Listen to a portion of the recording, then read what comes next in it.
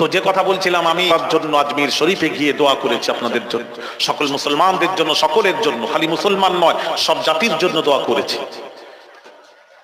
তো ওখানে কি হলো জানেন, আমার সাথে যারা ছিল তারা বলছে হুজুর হুজুর কি হয়েছে। তখন আমি বললাম বাবা, এই যে যারা সাজদা দিয়েছে এই দুটো লোককে ডাকো, যারা সাজদা দিয়েছে ডাকো। ডাকা হলো, জিজ্ঞেস করলাম বাবা সাজদা দিলেন কেন, আপনি सजदा क्यों दिया, आपने सजदा क्यों दिया, सजदा तो अल्लाह को देना चाहिए, यहां सजदा क्यों।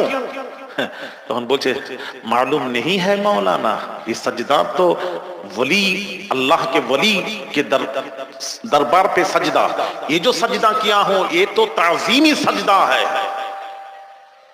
की सजदा, ताज़ीमी सजदा, মানে বলতে যাচ্ছে যে মাওলানা এই যে সাজদা করেছে চেনে না তো, সে বলছে আমরা যে সাজদা করছি পীরের দরবারে এসে, এই সাজদাটা হলো তাযীমি সাজদা, সম্মানের সাজদা।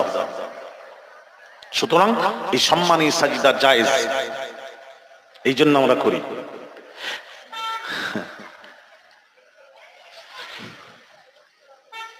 আমি একটু কথা বলবো। হাদিস দুই প্রকারের, হাদিস দুই প্রকারের, একটা হলো নাসিখ আর একটা হলো মানসুখ। মানে হুজুর বুঝলাম না, নাসিখ আর মানসুখ ভালো করে বুঝবেন, ওয়াজ মা বোনেরা শুনবেন। আমাদেরকে দুটোই মানতে হবে, মুসলমান যারা হবে দুটোকে মানতে হবে, নাসিখও মানতে হবে মানসুখও মানতে হবে, কিন্তু আমল হবে নাসিখের উপর মানসুখের উপর নয়। মানে যেটা নিষেধ হয়ে গেছে সেটার উপর আমল হবে না, আমল হবে নাসিখের উপর।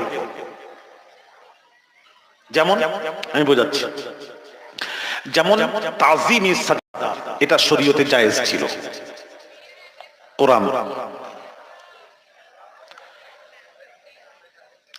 إني خالق بشرا من صلصال من حمأ مسنون।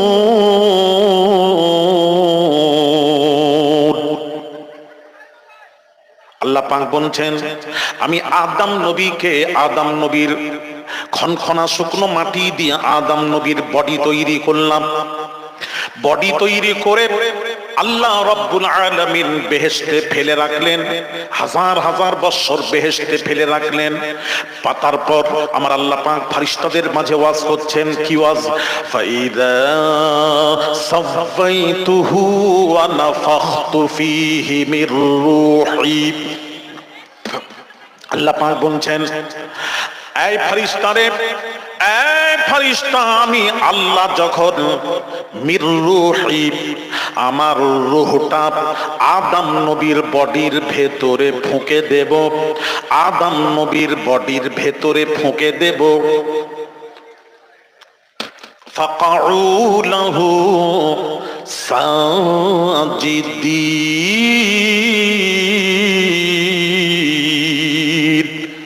জোরে বলুন আল্লাহু আকবার। কোরআন ভালো লাগছে না? ফাকাউ লাহু সাজিদিন, আল্লাহ হুকুম করলেন যদি রূহ যখন দিয়ে দেব বডির ভেতরে, এই ফেরেশতারা উসজুদু লি আদম, আদমকে সাজদা করবে। এই সাজদা জায়েজ ছিল। এইবার কি করলো, এবার কি হলো, ফেরেশতারা দেখলেন আদম নবীর বডির ভেতরে, দেখলেন নূর চমকাচ্ছে।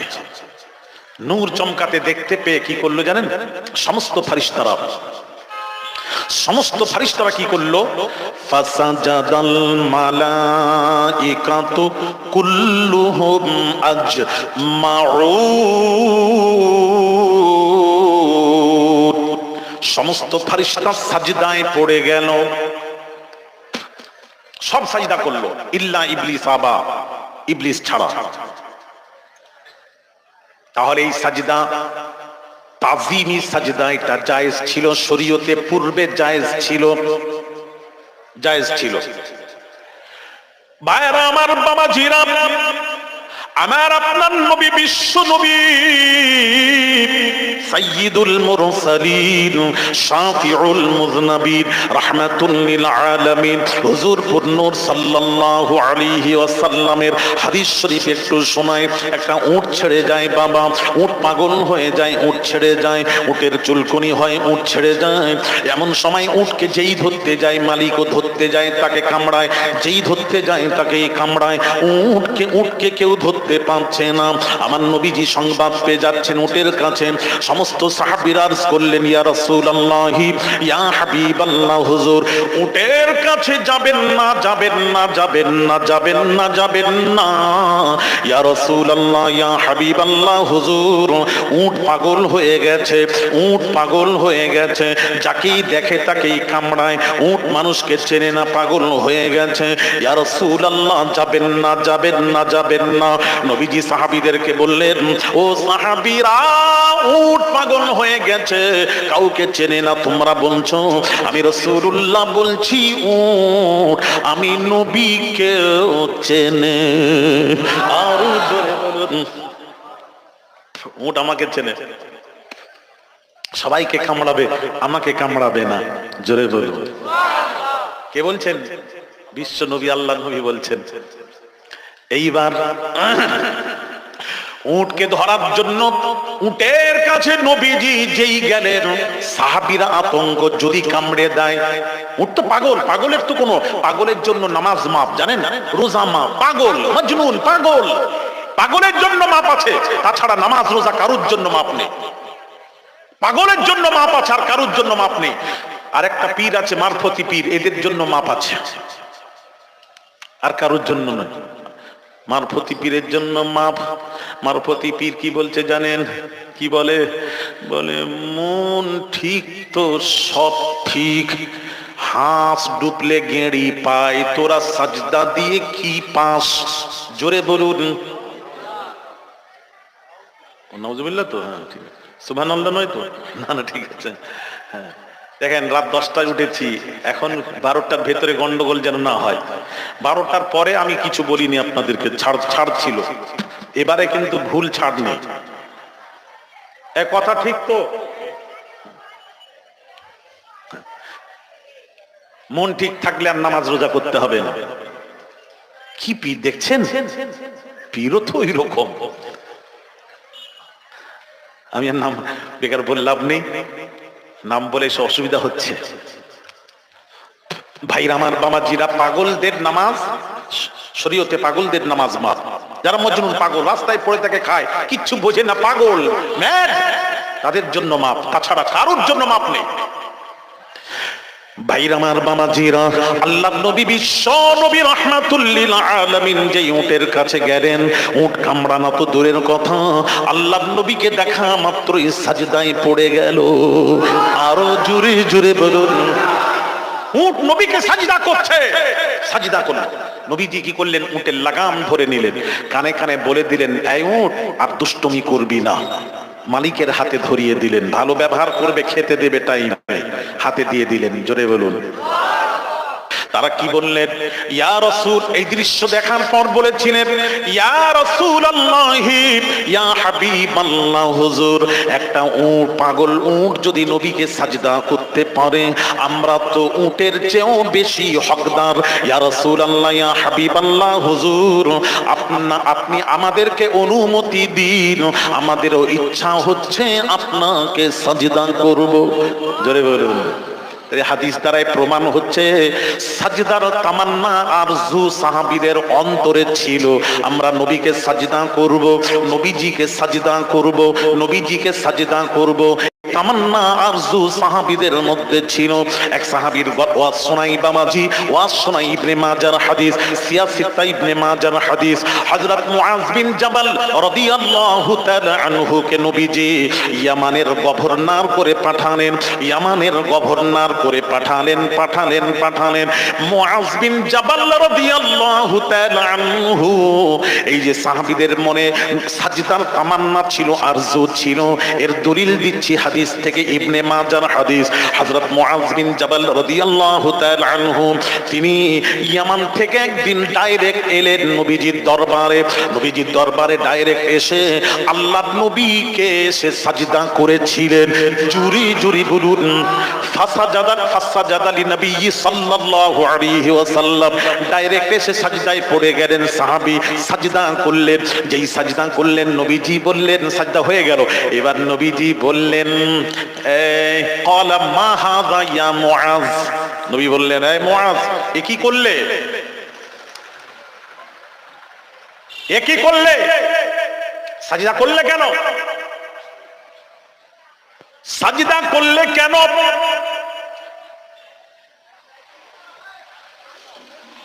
সাজদা করলে কেন?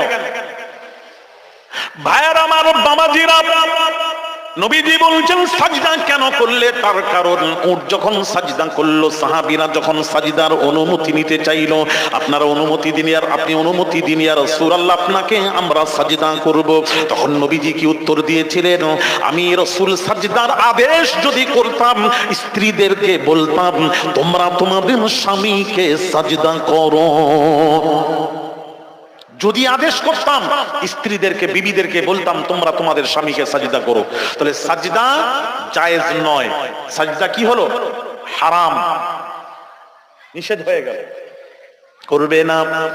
নবীজি বললেন ক্বালা হাযা ইয়া মুআজ, এই মুআজ আমাকে সাজদা করলে কেন? নবী বললেন নি কাফের হয়ে গেছো, বেঈমান হয়ে গেছো, এটা বলেন, সাজদা করলে কেন?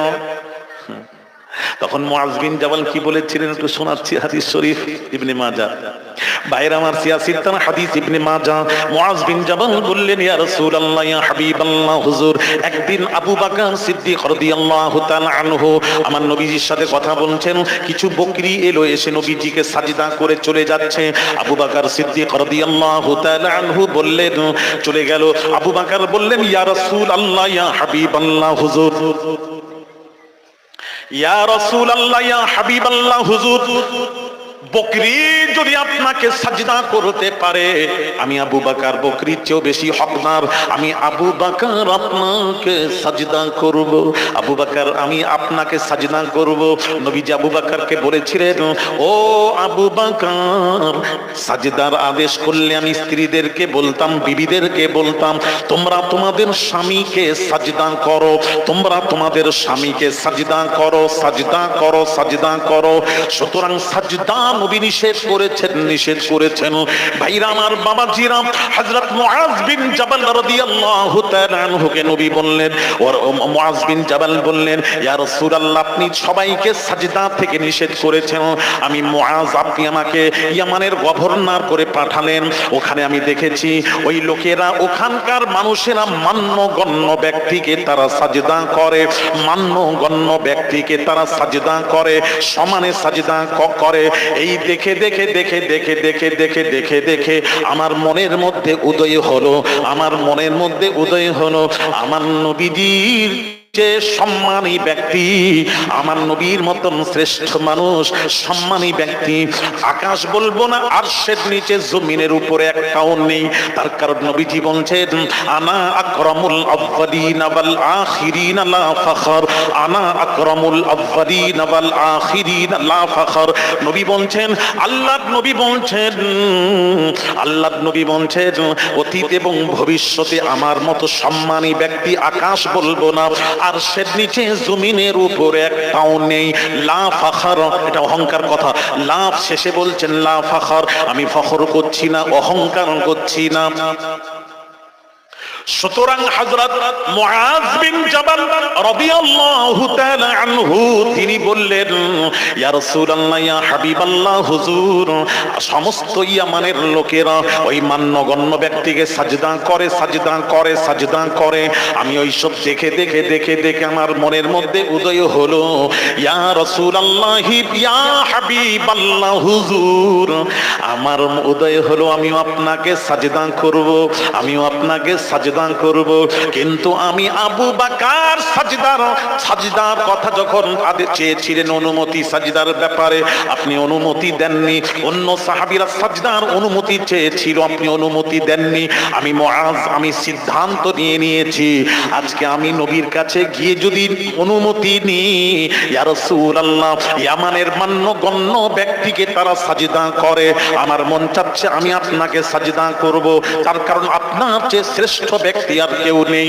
যদি অনুমতি চাই আপনি আমাকে অনুমতি দেবেন না, আমাকেও নিষেধ করবেন। তাই আমি সিদ্ধান্ত নিয়েছি ডাইরেক্ট নবীর কাছে যাব আর সাজদায় পড়ে যাব, অনুমতি ছাড়াই নবীকে সাজদা করব। তাই করেছি। এবার ভুল ত্রুটি হয়েছে, ক্ষমা চাই। নবী বলছেন যা করে ফেলেছো করে নিয়েছো, ফারদার আর করবে না, নিষেধ করলেন আর করবে না। তখন নবী বললেন সাজদার অনুমতি দিলে স্ত্রীদেরকে বিবিদেরকে বলতাম তোমরা তোমাদের স্বামীকে সাজদা করো। তাহলে এই হাদিস অনুযায়ী স্পষ্ট হয়ে গেল তাজিমি সাজদা পূর্বে জায়েজ ছিল শরীয়তে, আর শরীয়তে মুহাম্মাদিতে এসে নবীজি একদম কি করলেন, হারাম করে দিলেন। হারাম, শিরক নয়।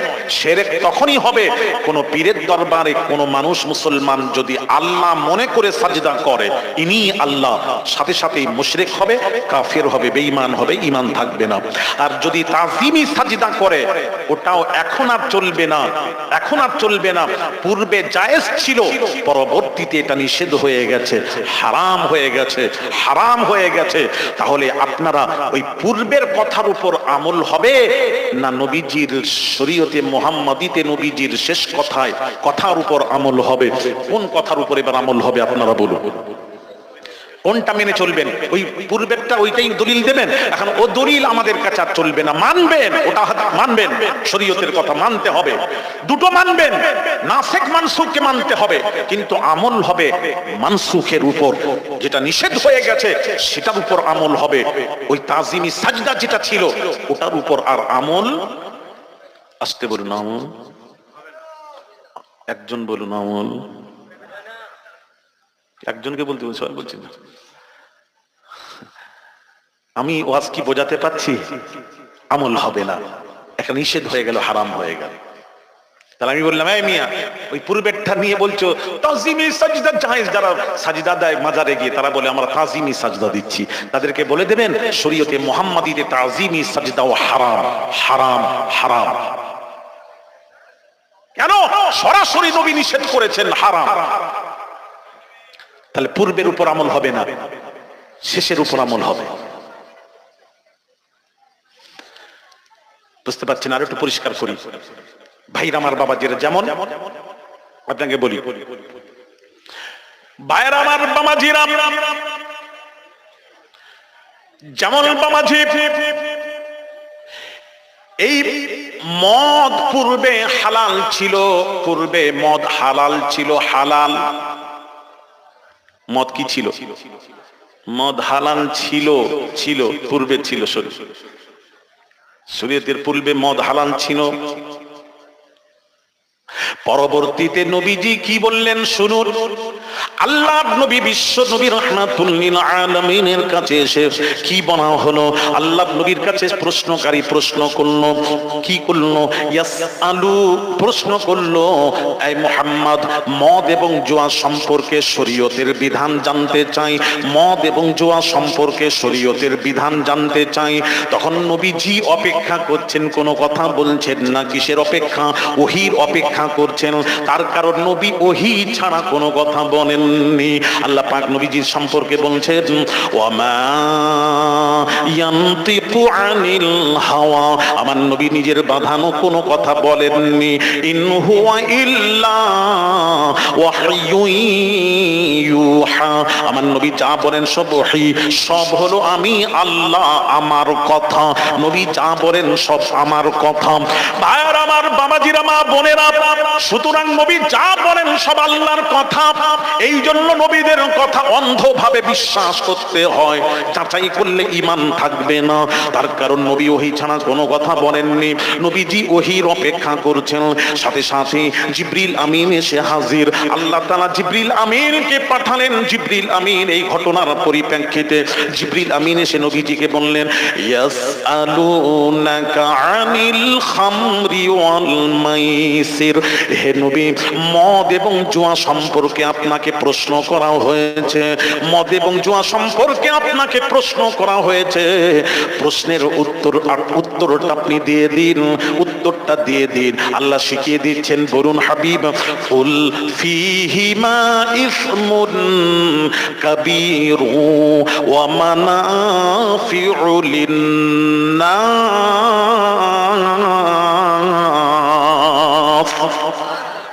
আল্লাহ শিখানেন, উত্তর শেখানেন, বলে দাও হাবিব, মদ এবং জুয়া মানুষের জন্য উপকার আছে, কিছুটা উপকার আছে।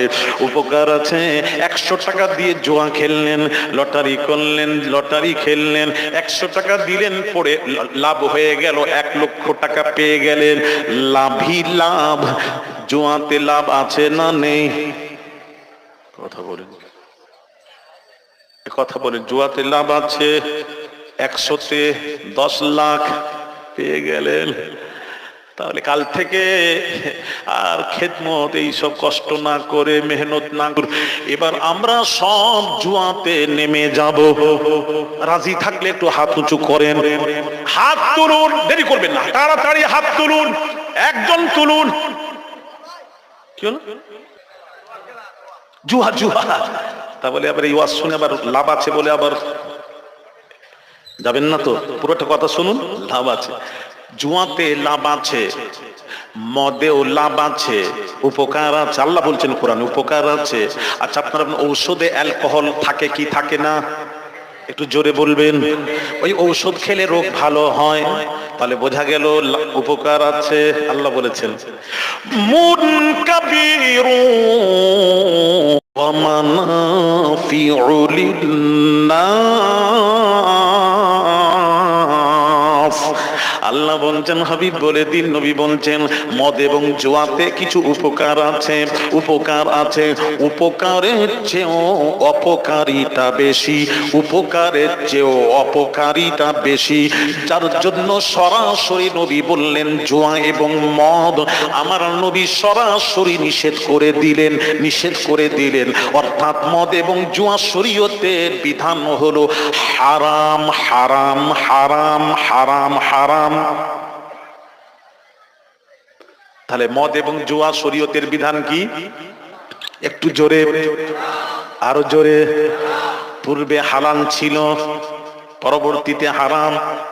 আবার একটা হাদিস শরীফ কিছু মৌলানা বলে, এক বক্তার বক্তব্য শুনলাম, ওয়াজ করতে করতে তিনি বলছেন, শেরে খুদা আলী কাররামাল্লাহু ওয়াজহু, তিনি নামাজ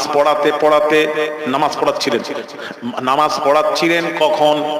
যখন মদ হারাম ছিল, হারাম করা হলো, তখন নাকি আলী, মদ, তখন আলী শেরে খুদা কি করেছিলেন?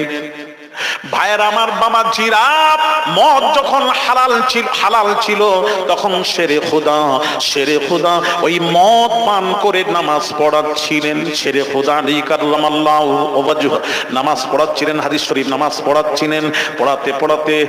পড়াচ্ছিলেন, লা আ'বুদু মা তা'বুদুন, কুল ইয়া আইয়ুহাল কাফিরুন লা আ'বুদু মা তা'বুদুন, লা আ'বুদু, তোমরা যার ইবাদত করো আমরা তার ইবাদত করি না। লা আ'বুদু মা তা'বুদুনের জায়গায় শেরে খুদা মদ পান করেছিলেন। এতটা আর খেয়াল নেই, পাগলামু করেছেন। নামাজ পড়াতে পড়াতে বললেন, আস্তাগফিরুল্লাহ, বললেন, আ'বুদু মা তা'বুদুন, তোমরা যার ইবাদত করো আমরাও তার ইবাদত করি। শেরে খুদা নামাজের বলে ফেললেন, মাতলামি করতে করতে বলে ফেললেন, মাতলামি করতে করতে বলে ফেললেন। আপনারা বলুন, মদ খেয়ে যদি কেউ বিবিকে তালাক তালাক দেয়। অনেকেই বলেন তালাক হবে না, সোনা নেশা করে দিয়েছে হবে না, কিন্তু বাবাজি ইমাম আযম আবু হানিফার মতে নেশা করে তালাক দিলেও তালাক হয়ে যাবে। ভাইরা আমার বাবাজিরা, তাহলে যদি কেউ বলে তোমরা যে দেব দেবতার পুজো করো আমিও তার পুজো করি, এই কথা বলার সাথে সাথে ঈমান থাকবে না, ঈমান থাকবে না। তাহলে নেশা করে না যেই করেন ঈমান থাকবে না। তাহলে বলুন আলীর ঈমান ছিল না, বলে দিন ঈমান ছিল না। ভাইরা আমার বাবাজিরা, বক্তব্য দিচ্ছেন আলী মদ পান করে নামাজ পড়াচ্ছিলেন। এটা কখন? যখন হালাল ছিল, হালাল ছিল। কি সুন্দর করে বলছেন, কিছুক্ষণ মেনে নিলাম, একটু বোঝাই। ভাইরা আমার আলীর ব্যাপার নয়, শোনা একটু কথা বলি। কোন আলী? কথা বলবেন বুঝে শুনে বলবেন। কোন আলী গো? যে আলী আবু তালিব আলী ইবনে আবি তালিব। আবু তালিব আলীকে ছোট্ট থেকে নবীর হাওয়ারায় সঁপে দিয়েছিলেন। নবীর দরবারে থেকে মানুষ হচ্ছিলেন, গড়ে উঠছিলেন। সেই আলীর অনুসরণ করতেন, প্রত্যেক সাহাবীরা নবীজির অনুসরণ করতেন। ভাইরা আমার বাবাজিরা, ও যুবকেরা, তরুণেরা, একদিন নবীজি নামাজ জুতো মোবারক পরে নামাজ পড়াচ্ছিলেন, ইমামতি করছিলেন, জুতো মোবারক পরে, জুতো মোবারক পরে। তবে বাবাজি সাহাবীরাও জুতো পরে নামাজ পড়ছিলেন। তবে এই জুতো কোন জুতো? রাস্তায় যে ঘুরে বেড়ান, বাথরুমে যান, ও জুতো নয়, এটা মসজিদের জুতো। ওই জুতো পরে, পাক জুতো, এই জুতো পরে নবীজি নামাজ পড়াচ্ছিলেন। এমত অবস্থায় বাবাজি নামাজ পড়াতে পড়াতে নবীজি নামাজের ভেতরে জুতো মোবারক খুলে দিলেন। আসসালামু আলাইকুম ওয়া রাহমাতুল্লাহ, আসসালামু আলাইকুম ওয়া রাহমাতুল্লাহ। সালাম ফিরিয়ে সাহাবীদেরকে জিজ্ঞেস করলেন, ও সাহাবীরা তোমাদের পায়ে জুতো কোথায়? সাহাবীরা আরজ করলেন, ইয়া রাসূলুল্লাহ আমরাও জুতো মোবারক খুলে দিয়েছি, আপনার দেখে আমরাও খুলে দিয়েছি। নবীজি বললেন, ও সাহাবীরা আমার জুতো খোলার কারণ আছে, কারণ হলো আমার কাছে জিবরিল আমিন এসে বললেন, ইয়া রাসূলুল্লাহ ইয়া হাবিবাল্লাহ হুজুর, আমার জুতোর নিচে নাপাকি লেগে আছে, আমার জুতোর নিচে নাপাকি লেগে আছে, তাই আমি জুতো মোবারক খুলে দিয়েছি। তোমাদের জুতোর নিচে নাপাকি ছিল না, তোমরা খুললে কেন? সাহাবীরা আরজ করলেন, ইয়া রাসূলুল্লাহ ইয়া হাবিবাল্লাহ হুজুর, আমাদের জুতো আমরা যে খুললাম নাপাকি লাগার জন্য নয়, আমরা খুলেছি আপনার অনুসরণ করো তো আমরা জুতোগুলো খুলে নিয়েছি, অনুসরণ করলাম আপনার। হ্যাঁ, এখানে একটু কথা আছে, অনেক কথা আছে, একটু বলে দিই।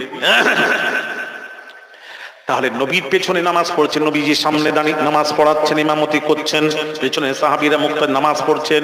আচ্ছা আপনারা বলুন, নামাজির দৃষ্টিটা থাকে কোথায়? একটু আস্তে, সাজদার জায়গায়। যে নামাজ পড়বে তারাই বোঝে, সাজদার জায়গায়। কিছু নামাজি আবার এরকম করে এদিক ওদিক সবকে দেখে নামাজ অবস্থা।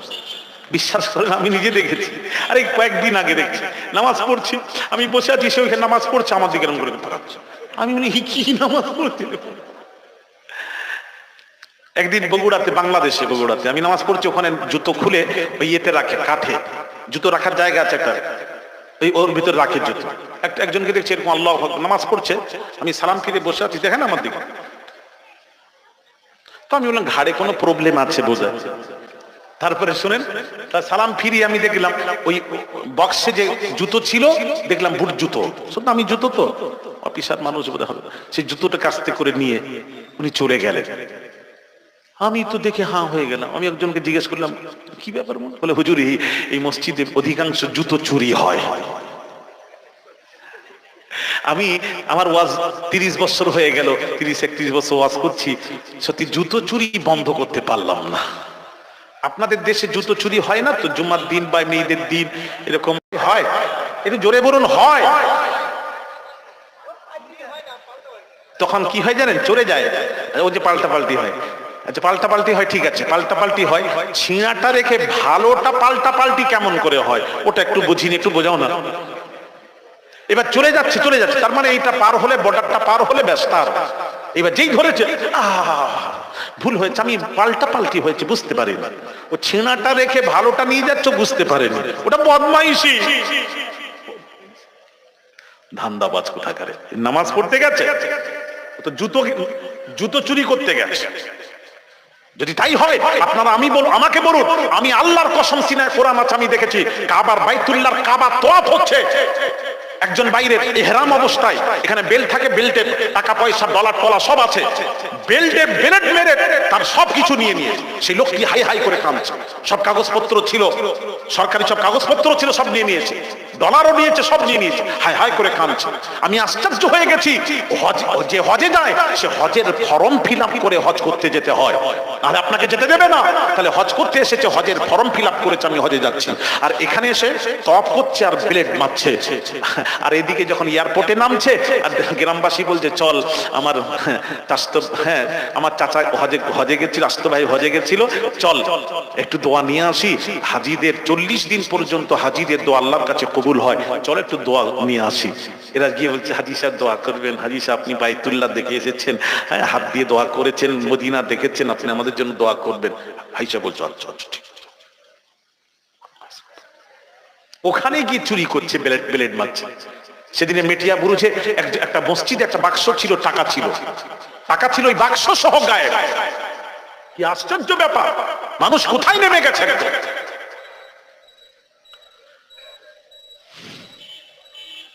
ভাইয়ার আমার, মামাজিরা, সোনার যুবকেরা, তাই বলছিলাম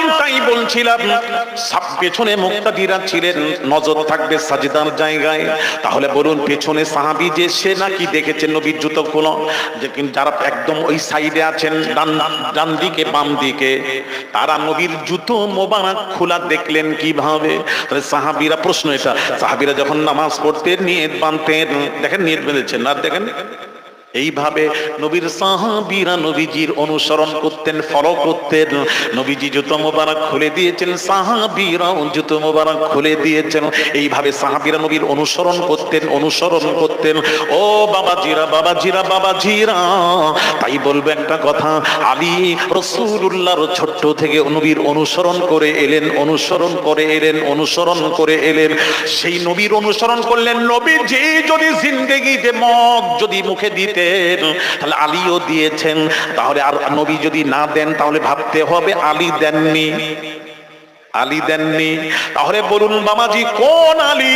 যে আলী নামাজ পড়তেন কবে থেকে? যখন নামাজ ফরজ ছিল না, তখন থেকে আলী ফরজ নামাজ পড়তেন। নবী তখন থেকে নবীজির সাথে নামাজ আদায় করতেন।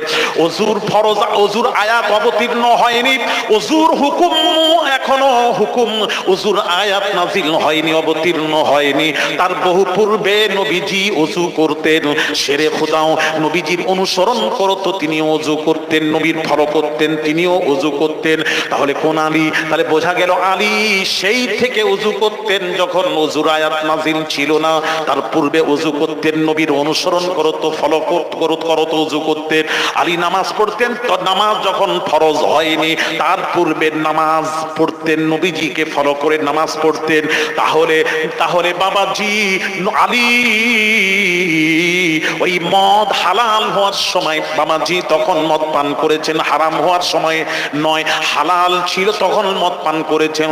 তাহলে আলীকে যদি বলেন মদ পান করেছেন, তাহলে নিশ্চয়ই রাসূল পান করেছেন, আলী দেখে পান করেছেন, ওটাও প্রমাণ করাম।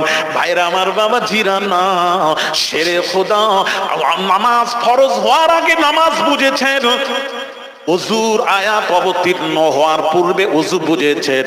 সেই আলী মদ হারাম হওয়ার আগে কি আলী মদ বোঝেন না? বুঝতে পারছেন না? আর সেই আলী মদকে মাতলামি করেছেন। কার সামনে কথা বলছেন? একটু আদব নেই, বুঝবেন না? কোথাকারের কথা কোথায় নিজে লাগাচ্ছেন? ব্যাখ্যাকারীরা কোথাকারে ব্যাখ্যা করে জানেন? এই দেখেন ব্যাখ্যাকারীরা ব্যাখ্যা করছে, ওয়াজাদাকা দাল্লান ফাহাদা। আল্লাহ পাক বলছেন ওয়াজাদাকা, এ হাবিব আপনাকে পেয়েছি, দাল্লান পথভ্রষ্ট, ফাহাদা পরে আপনাকে হেদায়েত দিয়েছি। নবী নাকি পথভ্রষ্ট ছিলেন? তরজমা কোরআনের আয়াতের তরজমা। আল্লাহ বলছেন, নবী, হে নবী, আপনি পথভ্রষ্ট ছিলেন, আমি আপনাকে সিরাতে মুস্তাকিম দেখিয়েছি, সোজা রাস্তা দেখিয়েছি, হেদায়েতের রাস্তা দেখিয়েছি, আপনি পথভ্রষ্ট ছিলেন। আস্তাগফিরুল্লাহল আযীম, আস্তাগফিরুল্লাহল আযীম। নবীজিকে দাল্লান মানে পথভ্রষ্ট, এই ব্যাখ্যা দাল্লানের অর্থ কিন্তু পথভ্রষ্ট, গুমরাহ। কিন্তু নবীজির সাথে যেটা এন হয়, সেই দাল্লানের অর্থ যদি পথভ্রষ্ট নেন, তাহলে নবীকে গুমরাহ বলতে হয়, পথভ্রষ্ট বলতে হয়, বেঈমান হবেন, কাফের হবেন। তাহলে এখানে দাল্লানের অর্থ পথভ্রষ্ট নয়, এখানে দাল্লানের অর্থ হারিয়ে যাওয়া। হে নবী, আপনি হারিয়ে গেছিলেন, ফাহাদা, পরে আপনাকে গন্তব্যস্থানে পৌঁছে দেওয়া হয়েছে, আমি আল্লাহ পৌঁছে দিয়েছি। জোরে কোথাকারের কথা ব্যাখ্যা কোথায় ঢুকিয়ে দিয়ে বলে দিয়ে ঈমান লুটে নিচ্ছে, ঈমান লুটছে। আমি কি বোঝাতে পারছি, বুঝতে পারছেন?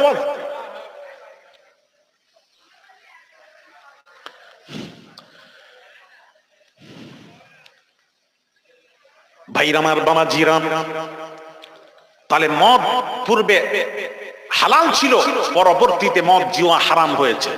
তাহলে পূর্বের কথার উপর আমল করবেন না শেষের কথার উপর আমল করবেন? একটু জোরে বলুন। এখন যদি কেউ বলে না পূর্বে হালাল ছিল, ওটারই উপর আমল হবে, পাগলা মনে হয়, ওটার উপর আর আমল হবে না, ওটা মানসুখ হয়ে গেছে, নাসিখের উপর আমল হবে, মানসুখের উপর আমল হবে না। ঠান্ডা মাথায় ওয়াজ বুঝুন। যেমন আরো বোঝাচ্ছি আপনাকে, স্পষ্ট বোঝাচ্ছি, একটা একটা করে বোঝার চেষ্টা করুন। ভাইয়ের আমার, বাবাজিরা, শরীয়তের আইন ছিল, নবীজির সময় আইন ছিল কি? রমজান মাসে এশার পূর্বে, রমজান মাসে এশার পূর্বে বিবিদের কাছে বসা হালাল ছিল। তারাবির পর, এশার পর, তারাবির পর বিবির কাছে, সেহরির আগে পর্যন্ত বিবির কাছে বসা হালাল ছিল না। পূর্বে, এশার পূর্বে পর্যন্ত হালাল, পরে হালাল ছিল না। এমন সময় বাবাজি হযরত আমিরুল মুমিনিন, খলিফাতুল মুসলিমিন ওমর ফারুক রাদিয়াল্লাহু তাআলা আনহু, তিনি কি করলেন? তিনি করলেন তারাবির, রমজান মাসে তারাবির নামাজ পড়ে, তারাবির পর ওমর চলে গেলেন বিবির কাছে। তারাবির পর, তারাবি, ভাইয়ের আমার, বাবাজিরা, ওমর 20 রাকাত তারাবি পড়েছেন। আপনারা কয় রাকাত পড়তেন? আপনারা কয় রাকাত পড়েন? কয় রাকাত? 20 রাকাত। আবার কিছু কিছু রমজান মাসে আছে, দেখা যায় 8 রাকাত তারাবি পড়ে। এইরকম আপনাদের এলাকায় নেই মনে হয়? এখনো আসেনি তো? ওর এখন খুব দল এখন খুব মজবুত হচ্ছে। এখন কিছু সাইডে আছে বলে 8 রাকাত তারাবি।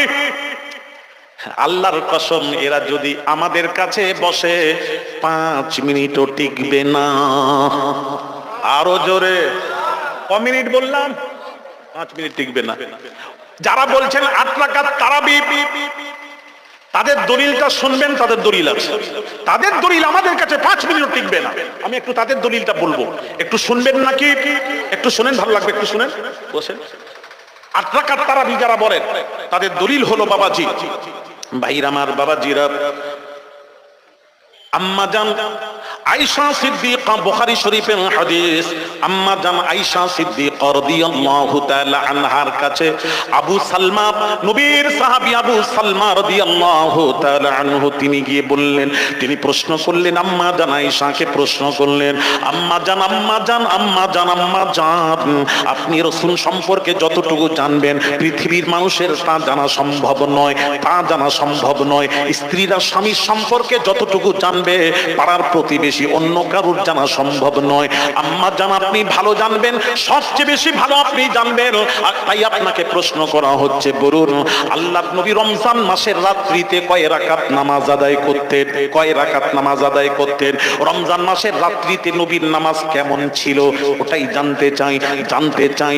আম্মা জান আয়েশা সিদ্দিকা রাদিয়াল্লাহু তাআলা আনহা উত্তর দিচ্ছেন, কি সুন্দর করে উত্তর দিচ্ছেন, মা কান রাসূলুল্লাহি সাল্লাল্লাহু আলাইহি ওয়াসাল্লাম ইয়াজিদু ফি রমাদান ওয়ালা ফি গায়রিহি নবীজি আলা 11 রাকাতিন রাওয়াহুল বুখারী।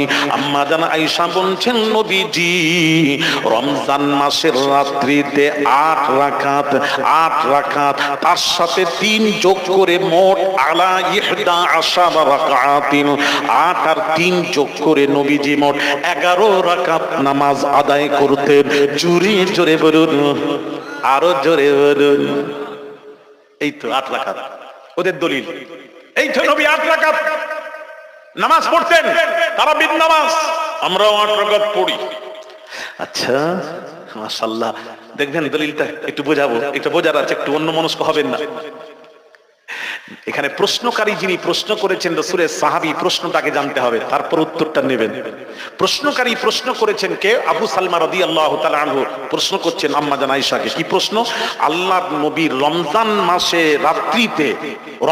মাসের রাত্রিতে নবীজির নামাজটা কেমন ছিল? নবী কয় রাকাত নামাজ আদায় করতেন? রমজান মাসের রাত্রিতে নবী কয় রাকাত নামাজ আদায় করেছেন? প্রশ্ন এটা ছিল। প্রশ্ন এটা নয় রমজান মাসের রাত্রিতে তারাবির নামাজ কয় রাকাত পড়েছেন, এটা প্রশ্ন ছিল না। তারাবির কথা তো উল্লেখই নেই, তারাবির কথা তো উল্লেখই নেই।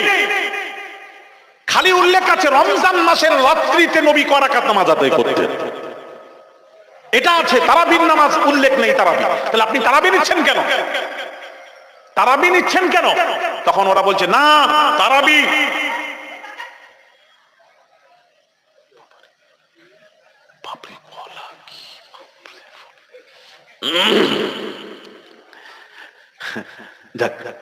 আমার কথা কি বোঝাতে পারছি? তারাবির কথা কিন্তু উল্লেখ নেই। নবী রাত্রিতে, রমজান মাসের রাত্রিতে কয় রাকাত নামাজ আদায় করতেন। ওরা বলছে না এটা তারাবি। আচ্ছা কিছুক্ষণ তারাবি মেনে নিলাম, কিছুক্ষণ মানলাম, আমাকে বুঝিয়ে দেবেন। আমাকে লক্ষ লক্ষ মানুষকে বোঝাতে হয়, বোঝান আপনারা। এখানে কি আছে হাদিস শরীফের ইবারত? আম্মা জান আয়েশা বললেন ওয়ালা ফি গায়রিহি, শুধু রমজান মাসে নয়, শুধু রমজান নয়, আমার নবী রমজান মাস ছাড়াও 8 আর 3 যোগ করে মোট 11 রাকাত নামাজ আদায় করতেন। ওয়ালা ফি গায়রিহি আলা 11 রাকাতিন, রমজান ছাড়া নবী 8 আর 3 11 রাকাত পড়তেন। তোমাদের কথা কিছুক্ষণ মেনে নিলাম তারাবি। তাহলে তারাবির নামাজ তো আমরা জানি রমজান মাসেই তারাবি হয়, রমজান ছাড়া তারাবির নামাজ আর একটু জোরে হয় না। সুতরাং তারাবি এখানে কি আছে? রমজানেও পড়তেন, রমজান ছাড়াও অন্য মাসে নবী 8 আর 3 পড়তেন। তাহলে বোঝা গেল, স্পষ্ট হয়ে গেল হাদিস দ্বারা, এটা তারাবির নামাজ নয়, এটা হলো তাহাজ্জুদের নামাজ। আরো জোরে, এটা কিসের নামাজ? জোরে বলেন। তাহাজ্জুদ ছিল নবীর, এটা তারাবি নয়, তাহাজ্জুদের নামাজ। এখানে গন্ডগোল কোথায় হয়েছে জানেন? ইমাম বুখারী কি করেছেন, এই হাদিসটি তারাবির অধ্যায়ে তুলে দিয়েছেন। ইমাম বুখারী, ইমাম মুহাম্মদ বিন ইসমাঈল আল বুখারী এই হাদিসটি তারাবির অধ্যায়ে তুলে দিয়েছেন। এই জন্য এরা মনে করেছে তারাবির নামাজ। কিন্তু ওটা দেখছেন কেন? ওটা ইমাম বুখারী তারাবির অধ্যায়ে তুলেছেন বলে কি তারাবি? ওটা দেখেন না আপনি, প্রশ্নটা দেখেন। প্রশ্নটা কি ছিল? রমজান মাসের রাত্রিতে নবী কয় রাকাত নামাজ আদায় করতেন? তখন আম্মা জান আয়েশা বললেন রমজান মাসে, মানে সাহাবীর প্রশ্ন ছিল রমজান মাসেও কি নবী তাহাজ্জুদ 8 রাকাত পড়তেন? এখানে তাহাজ্জুদও নেই। এখন আপনি বলবেন তাহাজ্জুদ কেন নিয়ে আসছেন? তাহাজ্জুদের কথা উল্লেখ নেই, তাহাজ্জুদ নিয়ে আসছেন কেন? যদি বলেন, প্রশ্ন করেন, তাহলে আমি বলবো ঠিক আছে, তাহাজ্জুদও যদি না নেন, তাহলে তারাবি যদি আপনি বলেন, তাহলে আমি বলবো তারাবি তো রমজান মাস ছাড়া হয় না। আর এখানে হাদিস শরীফ ওয়ালা ফি গায়রিহি, আম্মা জান আয়েশা বলছেন রমজান ছাড়াও নবী 8 আর 3 যোগ করে মোট 11 পড়তেন। আমি কি বোঝাতে পারছি? তাহলে তারাবির নামাজ কয় রাকাত? 20 রাকাত। এটা কোথা থেকে শুরু হলো? উমর ফারুক রাদিয়াল্লাহু তাআলা আনহু থেকে কন্টিনিউ তারাবি। আর নবী যদি বলেছেন তারাবি 8 রাকাত, আরেকটা জিনিস ওদেরকে বলি, ওরা যদি বলেন 8 রাকাত, ঠিক আছে তারাবি মানলাম কিছুক্ষণ, তাহলে নবীজি 3 দিন মসজিদুন নববীতে নামাজ পড়েছেন। তাহলে আপনারা পড়লে 3 দিন পড়বেন, পুরো রমজান মাসে পড়তে পারবেন। ফাজিলামু, হ্যাঁ, মানুষকে বোঝাচ্ছ, যা পাচ্ছ। 3 দিন পড়ো, আর পড়তে পারবেন না। 3 দিন পড়েছেন, চ্যালেঞ্জ থাকলো আপনাদেরকে, চ্যালেঞ্জ করে যাচ্ছে। তাহলে এটা কথা থেকে পুরো মাস তারাবি কোথা থেকে শুরু হলো? আবু বকরের সময় ছিল না, হযরত উমর ফারুক রাদিয়াল্লাহু তাআলা আনহু উবাই ইবনে কাবকে সামনে রেখে 20 রাকাত তারাবি শুরু করলেন। গোটা দুনিয়াতে পৃথিবীতে এখন আমি নিজে হারামাইন শরীফাইন, হারাম শরীফে, কাবাতে, মক্কাতে, মদিনাতে আমি নিজে তারাবির নামাজ পড়েছি। 8 9 20 রাকাত তারাবির নামাজ পড়েছি। ওখানেও 20 রাকাত, গোটা দুনিয়ায় 20 রাকাত। উমারের 20 রাকাতের উপর ইজমা হয়ে গেছে, গোটা বিশ্বের ইজমা হয়ে গেছে 20 রাকাত তারাবি শরীয়তের বিধান, 20ই পড়তে হবে, আর তারাবি হয় না। আশা করি বোঝাতে পেরেছি। ভাইয়ের আমার, বাবাজিরা, সে আমিরুল মুমিনিন খলিফাতুল মুসলিমিন ওমর ফারুক রাদিয়াল্লাহু তাআলা আনহু তারাবির নামাজ পড়ে কি করলেন? বিবির কাছে চলে গেলেন। ওটা হালাল ছিল না। ইশার পূর্বে, তারাবির আগে ইশার পূর্বে বিবির কাছে যাওয়া হালাল ছিল, ইশার তারাবির পরে নয়। ওমর চলে গেলেন। আল্লাহ তাআলা ওমরকে তো ভালোবাসেন, ওমরকে কে ভালোবাসেন? আল্লাহ বলছেন এবার মানুষ তো আঙ্গুল তুলে কথা বলবে, এবার মানুষের আঙ্গুল তুলে কথা বলবে। ওমর আইন মানে না, শরীয়তের বিধান ভঙ্গ করেছে, শরীয়তের আইন ভঙ্গ করেছে, আগুল তুলবে, মানুষ কথা বলবে। আল্লাহ উমরকে এত ভালোবাসেন, উমরকে এত ভালোবাসেন। ভাইরা আমার, উমর যেটা কথা বলেন ওটাই কোরআন হয়ে গেছে। আল্লাহ ওটাকে কোরআনের আয়াত বানিয়ে দিয়েছেন, উমরের কথার উপর কোরআন বানিয়ে দিয়েছেন। ভাইরা আমার, কি বলবো ও সোনার যুবকেরা, বাবাজিরা, যেমন আপনাকে বলি, হযরত উমর ফারুক রাদিয়াল্লাহু তাআলা আনহু আমার নবীজির কাছে কথা বলছেন, আম্মা জান আয়েশাও আছেন, কথা বলছেন। উমর লজ্জা পাচ্ছেন, যেহেতু আম্মা জান আছেন, উমর লজ্জা করছেন। ইয়া রাসূলুল্লাহ, ইয়া হাবিবাল্লাহ হুজুর, ইয়া রাসূলুল্লাহ, ইয়া হাবিবাল্লাহ হুজুর, আম্মা জান সামনে আছেন, লজ্জা লাগছে, আমাদেরকেও লজ্জা লাগছে, আম্মা জানদেরকেও লজ্জা লাগছে। ইয়া রাসূলুল্লাহ, ইয়া হাবিবাল্লাহ হুজুর, হুজুর নারীদেরকে বলুন পর্দা করতে বলুন। ভাইরা আমার, নারী পুরুষ একসাথে নামাজ হতো। ওমর বললেন ইয়া রাসূলুল্লাহ, ইয়া হাবিবাল্লাহ হুজুর, এটা কেমন কেমন যেন মনে হয়, লজ্জা মনে হয়। নারীদেরকে বলুন তারা পর্দা করে, একসাথে নামাজ না পড়ে, নিষেধ করে দিন, নিষেধ করে দিন, নিষেধ করে দিন। তখন নবীজি বলছেন, ওহী ছাড়া তো কোনো কথা আমি কাজ করতে পারবো না, আল্লাহর হুকুম ব্যতীত কোনো কাজ করতে পারবো না। নবী উমর বললেন, উমর বলার সাথে সাথে আল্লাহ উমরের কথা গ্রহণ করে নিলেন। সাথে সাথে এই ঘটনার সাথে সাথে ওহী নাজিল হচ্ছে, ওহী নাজিল হচ্ছে নবীজির উপর, ওহী নাজিল হচ্ছে, কি নাজিল হচ্ছে? ইয়া আইয়ুহান নাবিয়্যু কুল লি আজওয়াজিকা ওয়া বানাতিকা ওয়া নিসাইল মুমিনিনা ইউদনিনা আলাইহিন্না মিন জালাবিবিহিন। আল্লাহ পাক ওহী নাজিল করে দিলেন, ইয়া আইয়ুহান নবী, হে নবী, কুল লি আজওয়াজিক, আপনার বিবিকে বলুন, ওয়া বানাতিকা, আপনার মেয়েকে বলুন, তারপর ওয়া নিসাইল মুমিনিন, तमाम পৃথিবীর মুসলমান নারীদেরকে বলুন তারা যেন মুখ ঢাকা দেয়, মুখে ঢাকা দেয়, পর্দা করে, পর্দা করে। এই পর্দার আয়াত, উমরের কথার উপর পর্দার আয়াত নাজিল হয়ে গেল। আরো জোরে! তাহলে এখন আর পুরুষ নারী একসাথে নামাজ পড়া যাবে না। আর এক শ্রেণীর মুলবিরা বলছে পুরুষ নারী একসাথে নামাজ পড়ে, বলছে হালাল হালাল হালাল। তার পূর্বে হালাল ছিল, ওটাকে যোগ দিয়ে বলছে হালাল হালাল হালাল।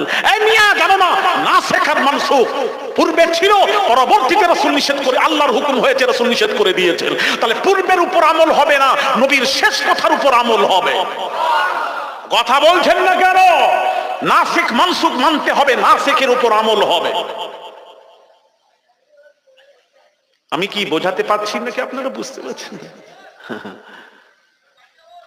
হ্যাঁ, বাড়ি যাবে, চলে যাও, অত চিল্লে বলতে হবে কেন? অসুবিধা হয়, বাড়ি যান, অসুবিধা নেই, কেউ ধরে রাখেনি আপনাদেরকে। যাক, আপনাদের কষ্ট হচ্ছে বুঝতে পারছি, বাড়ি যাবেন, আমি বুঝতে পেরে গেছি।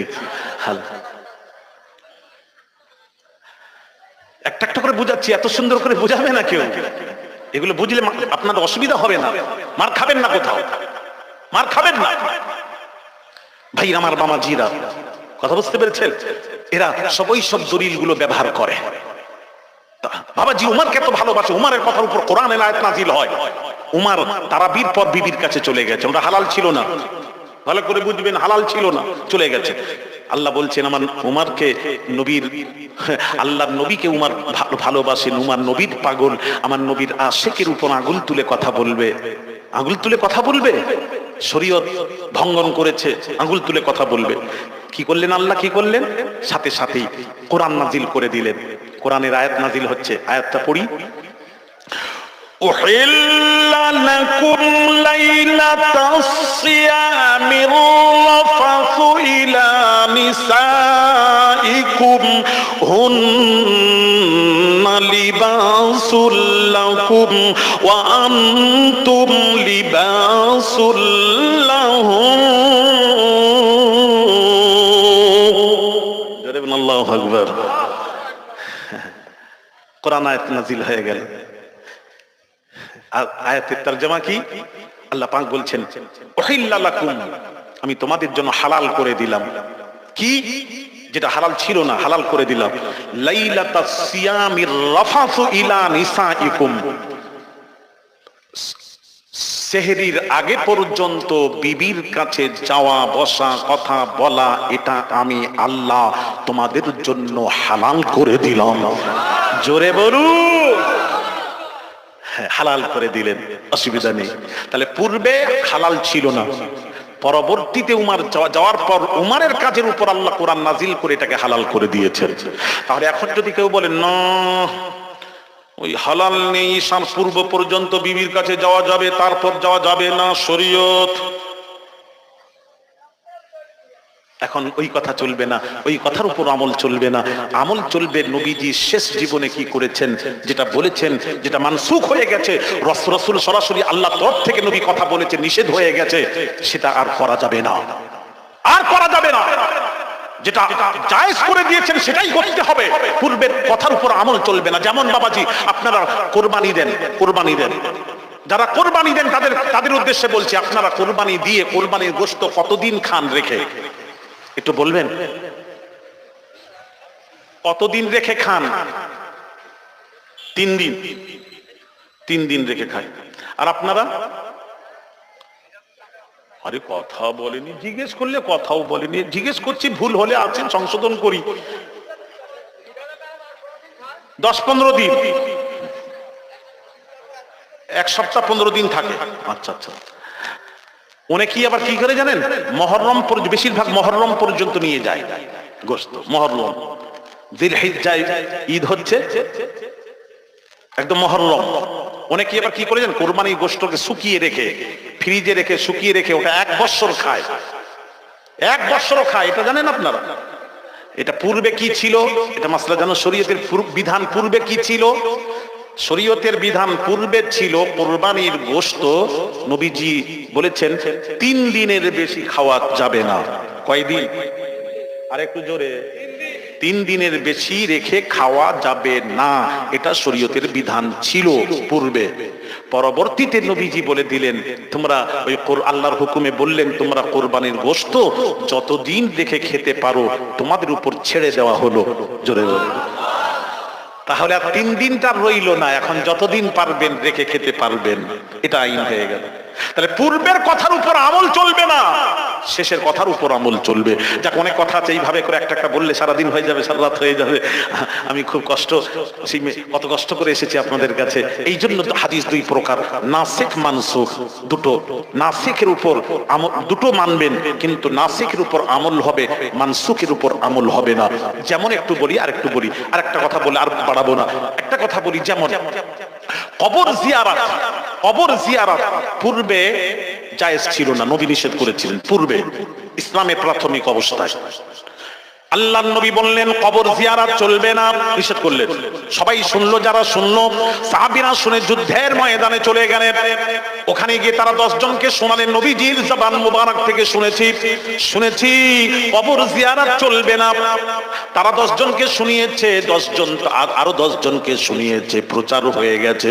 নবীজি বলেছেন কবর জিয়ারত চলবে না। আসলে নবী বলেছিলেন তারপর যারা শুনেছিলেন সরাসরি নবীজির জবানে মোবারক থেকে, তারা যুদ্ধের ময়দানে শহীদ হয়ে গেছেন, আর ফিরে আসতে পারেননি নবীজির দরবারে। এইবার পরবর্তীতে নবীজি আবার সাহাবীদের মাঝে বলছেন, কি বললেন হাদিসটা শুনুন। পরবর্তীতে আল্লাহর নবী বলেন, আদ কুনতু নাহাইতুকুম আন জিয়ারাতিল কুবুরি ফাকাদ উযিনা লি মুহাম্মাদিন সাল্লাল্লাহু আলাইহি ওয়াসাল্লাম ফি জিয়ারাতি কবরি উম্মিহি ফাজুরুহা ফাইন্নাহা তাযকিরুল আখিরা রাওয়াহু তিরমিজি। আল্লাহর নবী বলেন, তিরমিজি শরীফের হাদিস, নবীজি পরে বলছেন, যখন এই কথা বলছেন তখন তারা ছিলেন না, যে সাহাবীরা শুনেছিলেন নবী কবর জিয়ারত নিষেধ করেছেন তারা ছিলেন না। এবার অন্য সাহাবীরা ছিলেন, তাদেরকে বলছেন, এই সাহাবীরা, এই সাহাবীরা, এই সাহাবীরা শোনো, আমি নবী ইসলামের প্রাথমিক অবস্থায় কবর জিয়ারত করতে নিষেধ করেছিলাম, কবর জিয়ারত নিষেধ করেছিলাম। এখন আমি রাসূল বলছি, এখন আমি রাসূল বলছি, قد كنت نهيتكم عن زيارة القبور فقد أذن لمحمد صلى الله عليه وسلم। এখন আমি নবী বলছি, ফি জিয়ারতি কবরি উম্মিহি, এখন আমি নবী বলছি, আল্লাহ তাআলা আমার মায়ের কবর জিয়ারতের পারমিশন আমাকে দিয়ে দিয়েছেন, আমার পিতামাতার কবর জিয়ারতের অনুমতি আমি পেয়ে গেছি, ইজাজত পেয়ে গেছি, পারমিশন পেয়ে গেছি। আমি যখন নবীজি কবর জিয়ারতের পারমিশন পেয়ে গেছি, অনুমতি পেয়েছি, আমি রাসূল তোদেরকেও অনুমতি দিয়ে দিলাম, ফাজুরুহা, তোদেরকেও জিয়ারতের অনুমতি দিয়ে দিলাম, তোমরাও কবর জিয়ারত করো। আরো জোরে, তোমরাও কবর জিয়ারত করো। আল্লাহর নবী জিয়ারতের আদেশ করে দিলেন, জিয়ারত করো করো। আল্লাহর নবী বলছেন, আন বুরাইদা রাদিয়াল্লাহু তাআলা আনহু قال قال رسول الله صلى الله عليه وسلم كنت نهيتكم عن زيارة القبور فزوروها رواه مسلم। সহিহ মুসলিম শরীফের হাদিস খুলুন, ইমাম বাবাজি ইমাম নববীও রিয়াদুস সালিহিনের মধ্যে হাদিসটি উল্লেখ করেছেন। আল বুরাইদা রাদিয়াল্লাহু তাআলা আনহু থেকে বর্ণিত হাদিস শরীফ, নবীজি বলছেন, আমি এক সময় তোদেরকে কবর জিয়ারত করতে নিষেধ করেছিলাম, নিষেধ করেছিলাম। এখন আমি বলছি, ফাজুরুহা, তোমরা কবর জিয়ারত করো, জিয়ারত করো। তার কারণ কবরের কাছে গেলে, কবর জিয়ারত করলে একটা লাভ আছে, লাভ হলো, লাভ হলো ফাইন্নাহা তাযকিরুল আখিরা। নবী বলছেন, কবর জিয়ারত আখিরাতকে স্মরণ করিয়ে দেয়, আখিরাতকে স্মরণ করিয়ে দেয়। যার জন্য বাবাজি নবী 70 বার করে আখিরাত চিন্তা করতেন, মৃত্যুকে স্মরণ করতেন।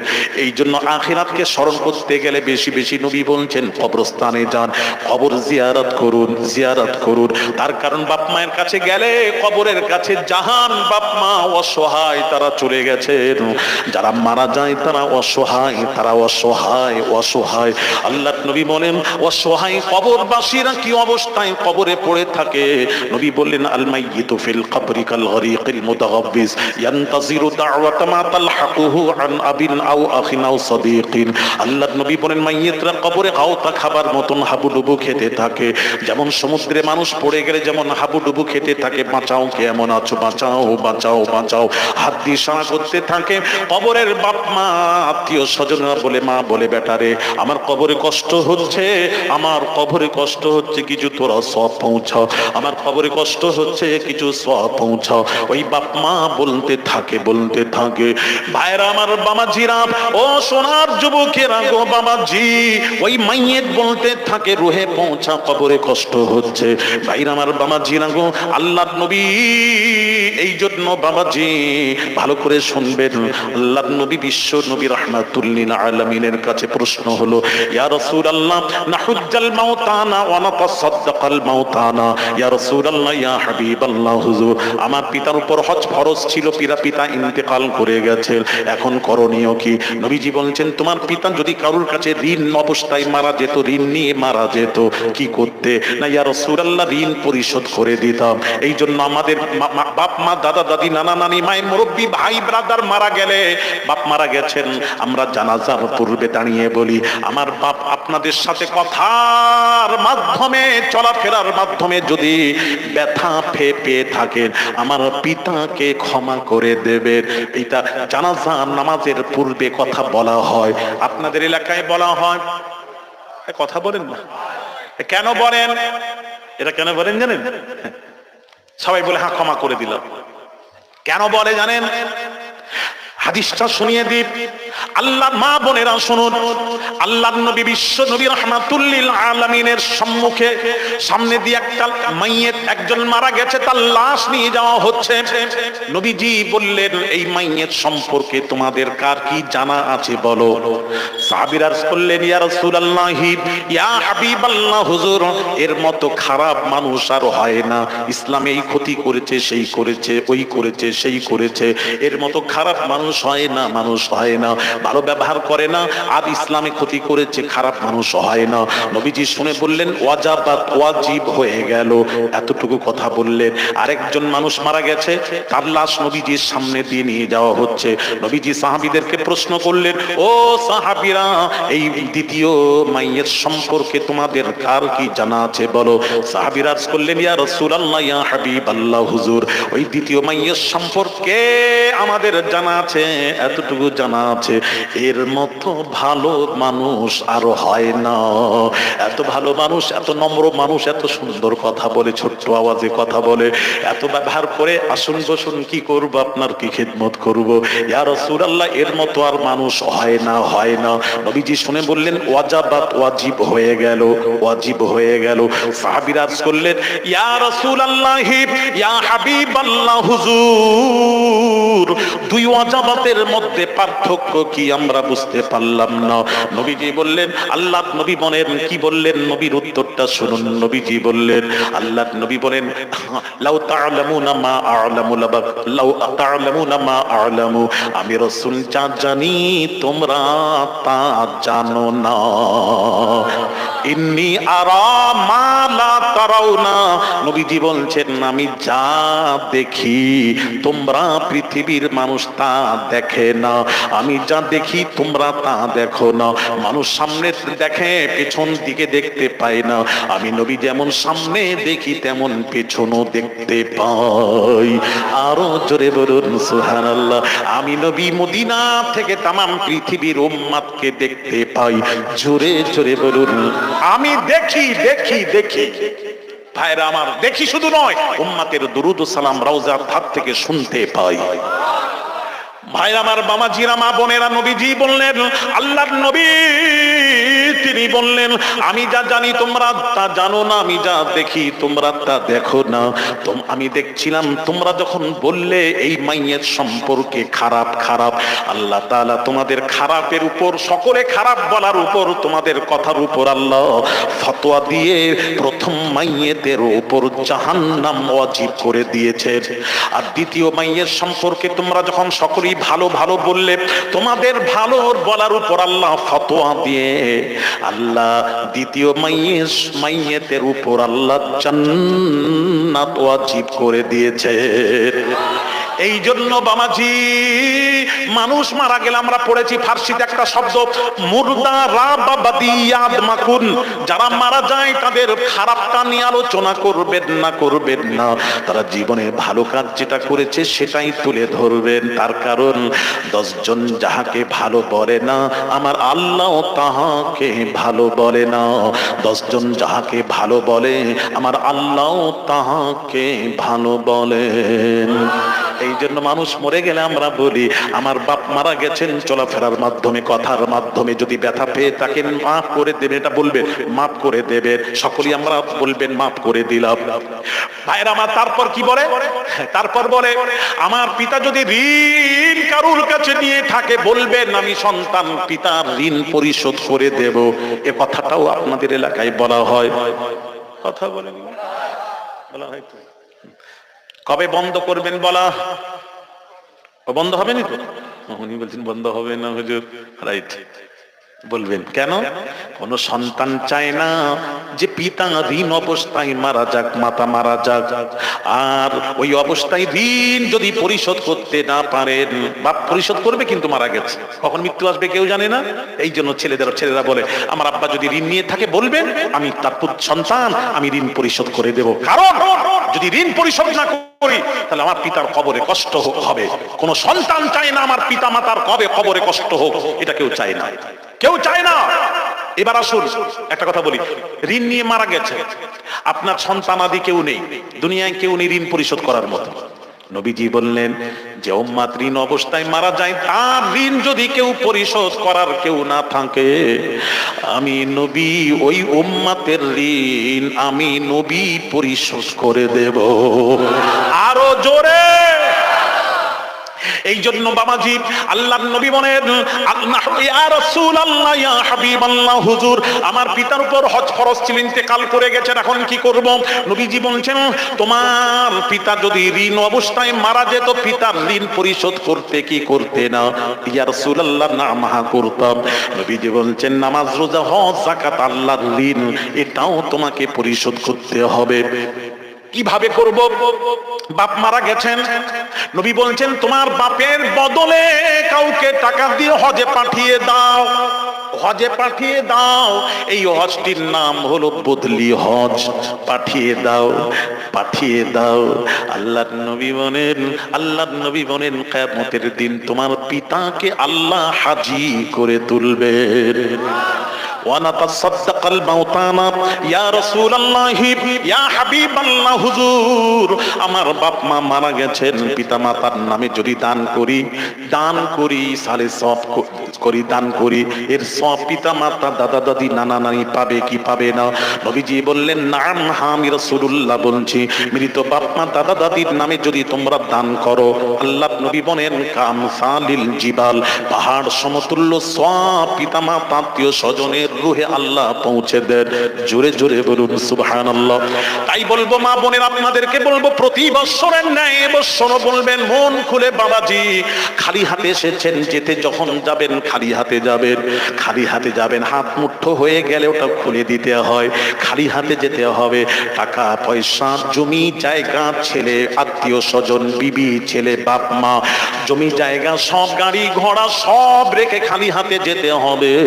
তাই বলবো শোনা গো, যারা আমাদের দিকে অসহায় তাকিয়ে আছেন, আমাদের করণীয় হলো তাদের নামে দান করা, তাদের নামে ইসালে সওয়াব করা। ফুরফুরার মুজাদ্দিদুজ্জামান তিনি কি করলেন? 21, 22, 23 ফাল্গুন ইসালে সওয়াব প্রতিষ্ঠিত করলেন। বসিরহাটে আমিনিয়া মাদ্রাসার ইসালে সওয়াব 3 দিন, মৌলানা বাগে ইসালে সওয়াব, হিজরি শরীফে ইসালে সওয়াব। ইসাল মানে পৌঁছানো, আরবি শব্দ, সওয়াব মানে সওয়াব কাকে পৌঁছবেন? বাপ মা দাদা দাদি নানা নানি মাই মুরব্বী যারা মারা গেছেন তাদের রুহের সব পৌঁছে দেওয়া হয়। এই জন্য বলবো তাদের রুহে পৌঁছান, যারা চলে গেছেন তারা নতুন করে আমল করতে পারবে না। আপনি আমি যেটা দেব সেটাই তাদের রুহে পৌঁছবে। আপনি যদি দান করেন তাদের নামে, আপনিও মরে গেলে আপনার সন্তানেরাও আপনার নামে দান করবে। তুদিনু কামা তুদানু, जो जैसा करेगा वैसा भरेगा। কেমন সাখী বান্দা আছেন আওলাদে রাসূলের হাতে বাবাজি বলবেন একটু দান করেন, দানের হাত বাড়িয়ে দেন। 1000, 2000, 5000 টাকা দেওয়ার মতন কেমন দাতা আছে? দিয়ে ধন বেড়ে মন কেড়ে নিতে কতক্ষণ? আল্লাহ ধন দিয়ে মন পরীক্ষা করেন, কত টাকা কত পয়সা অকারণে চলে যায়। আল্লাহ রাস্তায় দান করলে আখিরাতে পাওয়া যায়। আখিরাতের জন্য কেমন সাখী বান্দা আছেন, কেমন সাখী বান্দা আছেন? হাত তুলে বলুন, নামটা লেখান। টাকা যাবে না, বারবার বলছি, টাকা সঙ্গে যাবে না, খালি হাতে যেতে হবে। এখান থেকে বাড়ি যাওয়ার গ্যারান্টি নেই। মৃত্যুকে স্মরণ করো বাবা। কেমন আছেন বলুন? 500, 1000, 2000, 5000 টাকা দেওয়ার মতন দাতা বাপের নামে কি 5000 টাকা বছরে খরচা করতে পারবেন না? 1000, 2000 টাকা বাপের নামে মায়ের নামে দিতে পারবেন না? সারা জীবন মায়ের হক আমরা আদায় করতে পারবো না, মায়ের হক আদায় করতে পারবো না। হযরত আমিরুল মুমিনিন খলিফাতুল মুসলিমিন ওমর ফারুকের কাছে একজন মাকে মাথায় করে নিয়ে এসে বললেন, এই বৃদ্ধা মহিলা আমার মা, আমি আমার মাকে কাঁধে মাথায় করে নিয়ে হজের সমস্ত রুকুনগুলি আদায় করেছি। ইয়া রাসূল, এই আমিরুল মুমিনিন, আমি জানতে এসেছি আমি আমার মায়ের হক আদায় করতে পেরেছি কিনা। নবীজি বললেন, হক তো দূরের কথা, ওই ডেলিভারির সময় যখন মায়ের পেন উঠেছিল, ব্যথা উঠেছিল, ওই সময় তোমার মা বলেছিল ওই শব্দের হক পৃথিবীর কোন সন্তান আদায় করতে পারবে না। সেই মা বাপের মায়ের ঋণ পরিশোধ করতে পারবো না, বাপের ঋণ পরিশোধ করতে পারবো না। বুকের চামড়া দিয়ে মায়ের পায়ের স্যান্ডেল যদি বানিয়ে দিই, তারপর মায়ের হক আদায় করতে পারবো না সোনা। ও মা বোনেরা গো, আজকের মা বোনেরা বাপের নামে মায়ের নামে দেন, তারা আমাদের দিকে তাকিয়ে আছে, আমরা বুঝতে পারছি না। নবীজি বলেছেন তারা তাকিয়ে আছে, মাকে খুশি করান, এখনো করা যাবে, খুশি এখনো করা যাবে। আল্লাহর নবী বলেন যে সন্তান পিতামাতাকে খুশি সন্তুষ্ট করে ফজর করলো, সকাল করলো, আমার নবী বলেন বাবানি মাফতুহানি ফিল জান্নাহ, ওই সন্তানের জন্য বেহেশতের দুইটি দরওয়াজা খুলে দেওয়া হয়। এখনো মা বাপ মৃত্যুর পর মাকে খুশি করাতে পারবেন, বাপকে পারবেন, দাদা দাদিকে পারবেন, তাদের নামে দান করেন। কেমন আছেন বাবাজি? মায়ের নামে বাপের নামে, যার মা নেই, বাপ নেই, দাদা নেই, দাদি নেই, নানা নেই, নানি নেই, বা মা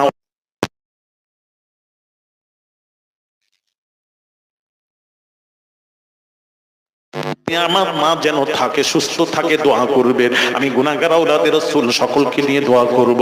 আজকের ফারিস্তারাও এখানে আছে, আমিন আমিন করবে শেষ মোনাজাতে। আল্লাহর ফারিস্তারা আমিন, আর আমাদের আমিন যখন এন্ড হয়ে যায়, ওই দোয়াটা আল্লাহর দরবারে মঞ্জুর হয়ে যায়। জোরে জোরে বলুন সুবহানাল্লাহ।